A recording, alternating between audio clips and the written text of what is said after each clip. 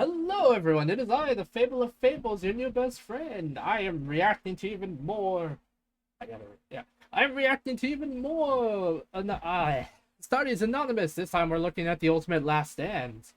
I've actually had this one in the back burner for a while, and I've been actually wanting to see this. Check this In a out. galaxy as deadly and so riven by war as the 41st millennium, not every battle goes in the Imperium's favor.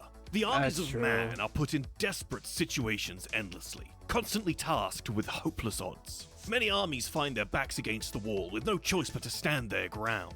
They make their last stand to at least carve their legend into the annals of Imperial history. And here are just 5 of those heroic rages against the end. Seen in 2013's Traitor's Gorge, the Crimson Fists lost near everything when their chapter monastery exploded due to a faulty missile. Their forces were What? utterly devastated, their gene seed stores were lost, and their main defensive bastion against the coming Orc War was a smouldering crater. So, Rin's world burned, and the Crimson Fist seemed all but doomed to be wiped from the Imperium. Yet, after a heroic journey to New Rin City, the Crimson Fists held out long enough for Imperial reinforcements to arrive. Damn, and dude, we Orc almost War lost the to be Imperial broken. Fist? What concerns us today, though, is this. What happened 6 months after the war was broken, and the Imperial reinforcements left the remaining Crimson Fists to clean up the shattered remnants of the Orc War? It was during this cleanup that Pedro Cantor and 24 Marines found a large holdout of orcs in a valley that would become legend.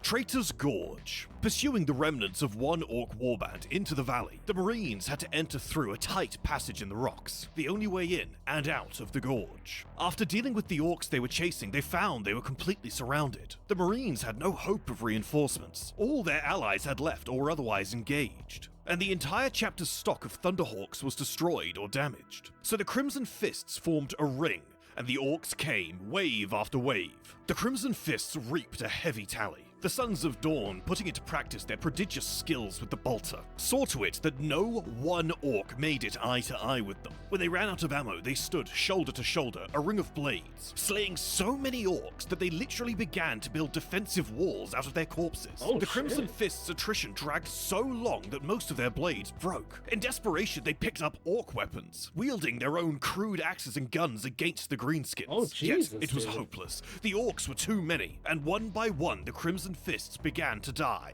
Pedro Cantor even made peace with his own death. But suddenly, from the cliff tops, shadowy figures appeared, firing strange weapons at the orcs, and leading the greenskins into traps which sliced them to shreds.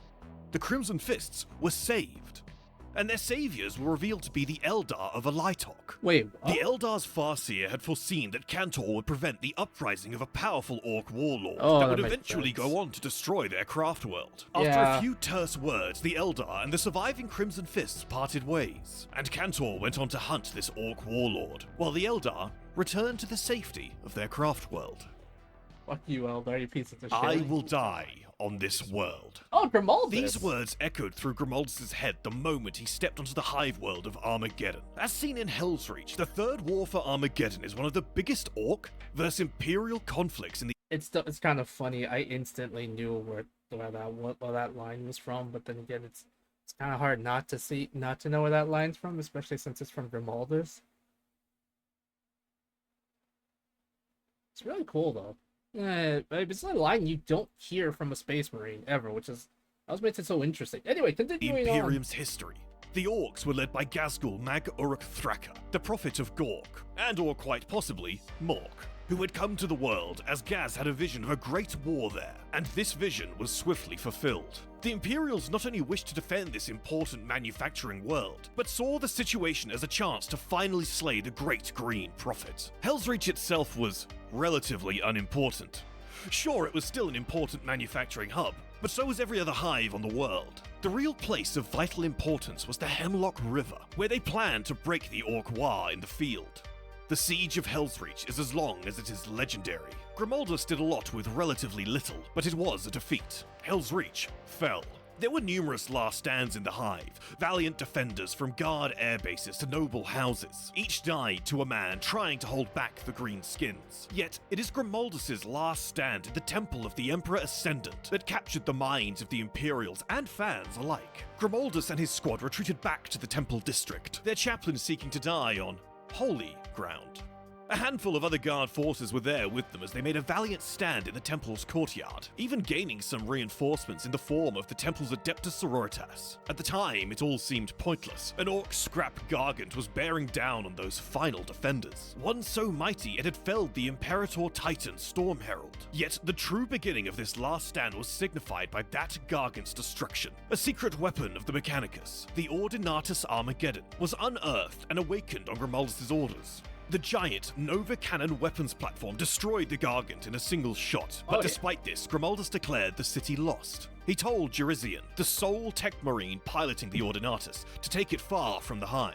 The survivors in the courtyard retreated into the temple's inner sanctum, where they would hold their ground. The orcs rushed into the temple, and swiftly the fighting devolved into a bloody melee. One by one, Grimaldus watched his brothers die, one even begging for his aid as they burned. Grimaldus' best friend Atarian died back-to-back with the chaplain as the temple collapsed all around them. Miraculously, Grimaldus and a handful of other guardsmen survived, though only Grimaldus was remembered by history. Relics were taken from the temple, and Grimaldus was raised into an icon of faith by the ecclesiarchy. Later, reinforcements would arrive, and, thanks to the Season of Fire, a period of massive tectonic activity that forced the orcs to retreat, Hellsreach was able to be retaken. For Grimaldus, we think his perspective can be summarized by quoting the man himself. "Hero of Hellsreach, they call me, as if there was only one." That's why I love Grimaldus, because he doesn't see himself. He is a hero, yes, but he's not the only one who fight valiantly and survived in Hell's Reach. Andre is a hero as Hell's Reach as well, which is kind of funny. His best friend. Also, the fact that let's see what else. Dude, I like the fact that a lot of people don't know, like in lore. I mean, the fact that Armageddon is literally the orc planet. That's why they keep coming back to it, because it was originally their home. It was a hard choice between Isstvan III and the Dropsite Massacre, but we decided to put Isstvan III on here for one simple reason. Isstvan III saw a simple line captain, an officer no one expected any greatness of, led a ragtag bunch of ambushed Astartes, who were outnumbered and outgunned to a stalemate against most of the traitor Primarchs. This man was none other than Saul Tarvitz.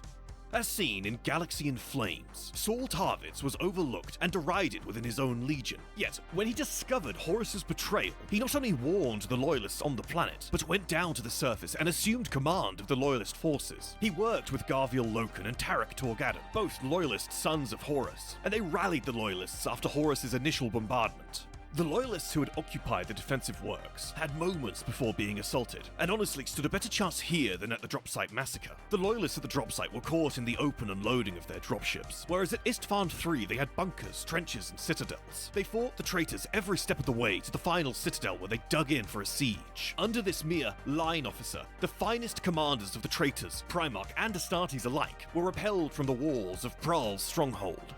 They could have easily held for who knows how long, perhaps even long enough for Nathaniel Garrow, who was, as this battle raged, racing to warn the Emperor. We can't stress how insanely capable Saul Tarvitz proved himself as a commander during this battle, and how brave.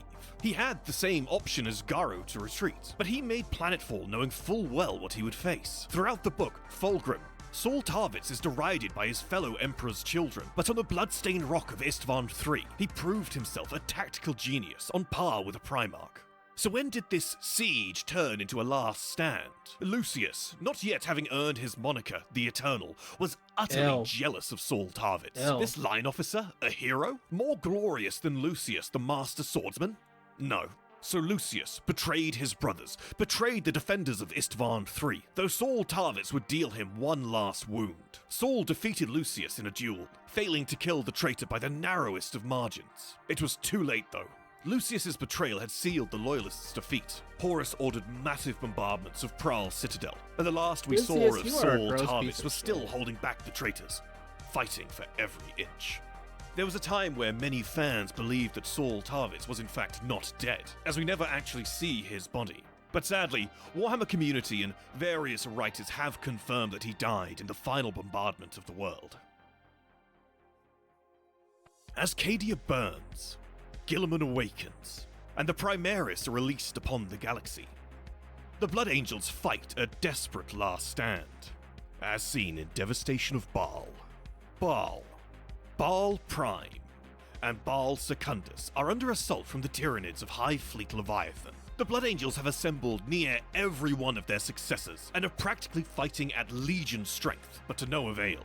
They're losing ground on every front. Whole chapters disappear in the blink of an eye, as, despite the Blood Angels reaping a heavy toll on the foe, the Tyranids are simply too numerous. Their first line of defense fell when the Tyranids piled up so many dead in their moat that their larger bioforms could simply walk across the corpses. The second line fell when a lictor infiltrated the fortress monastery and disabled its void shields. 5 chapter masters fell, trying to hold the line, but their efforts were all for naught. Baal Secundus is already being devoured thanks to the Swarmlord forcing Gabriel Seth to retreat. Dante then slays the Swarmlord but is badly wounded in the fight. A relative handful of the Sons of Sanguinius stand between them and annihilation when the Sanguinor arrives. A shining golden avatar of Sanguinius himself. He carves through the Tyranids, slaying them in the hundreds, but it means nothing. Baal is doomed.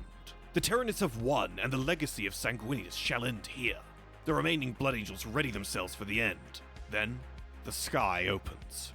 Yet, it's not salvation, but merely another foe. The Great Rift opens, and above Baal, a host of cornate demons emerge, howling into reality. The bloodthirster Kabanda had come, declaring to the Tyranids that none had the right to end the Sons of Sanguinius, but they themselves. Kabanda had dueled Sanguinius long ago, and is thought by some to be the origin point of the Red Thirst in the Blood Angels. The Great Rift cut off any Tyranid reinforcements, meaning those on Baal could be easily slaughtered by the demons. All forces on Baal Prime were slaughtered, Dante and Gabriel Seth only escaping thanks to the sacrifice of an entire chapter known as the Knights of the Blood. Finally, salvation came. The Indomitus Crusade arrived at Baal, led by the newly returned Primarch Rabute Gilliman. The Crusade mopped up the last of the demons and Tyranids on the 3 celestial bodies of Baal, ending the devastation. A harrowing event for all that was in truth just a string of desperate last stands, one after another. Oh, dude, that's intense, though. Our final, heartbreaking entry comes from The End and the Death, Volume 3. The Emperor lies, seemingly lifeless, on the floor of a chamber within the Vengeful Spirit. Alania's person has traveled far to be here, all the way from ancient Earth history, before the days that the world was known as Terra.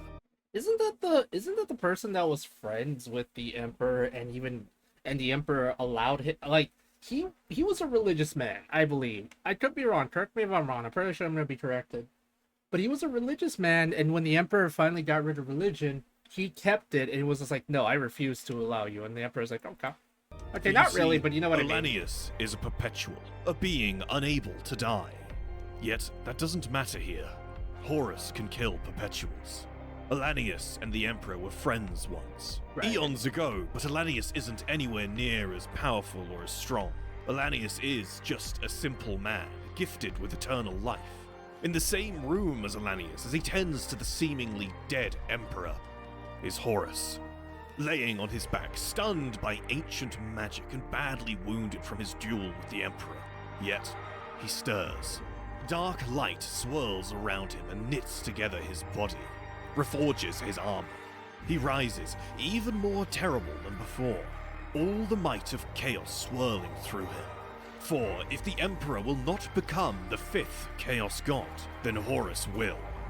The heavy footfalls of the War Master echo through the room, only accompanied by the dragging of his gigantic mace. Yet, one other noise sounds out in the room. Alanius, fumbling with his rifle, screaming at Horus to stay back and to come no further.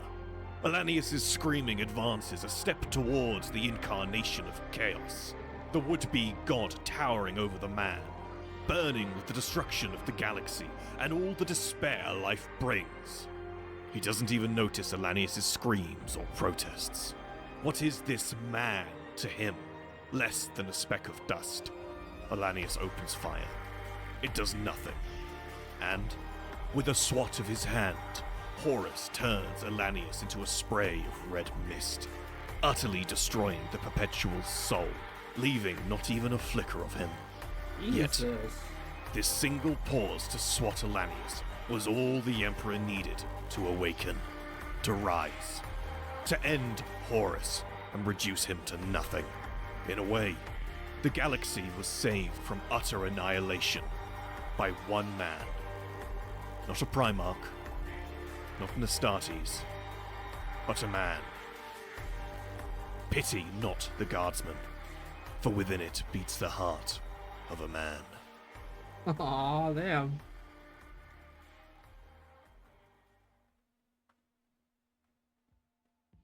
Behind every paragraph and reference in these videos, there's a mountain of research, editing, and more than a few burnt-out cogitators. That's where our patrons come in, with multiple tiers offering a variety of things, from exclusive chats in our Discord to personalized artwork created for our individual patrons. Every subscription keeps the machine spirit of the Astartes Anonymous YouTube channel appeased. And for our top-tier patrons, a display on the Wall of Honor at the end of each podcast. So if you're enjoying the content, please do consider taking a quick look at our Patreon.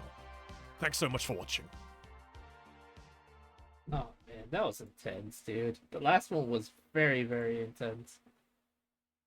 Alright. If you guys would like this kind of content, do like, comment, and subscribe. I would love to learn more about some more 40k stuff, if you're interested in me reacting to it, that is.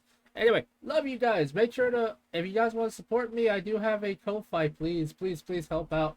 I'm poor, guys. I'm eating dog food. I'm kidding, by the way. Not really. Also, make sure to like, comment, and subscribe to Astartes Anonymous. Without him, we wouldn't be able to learn about all this cool stuff. Bye.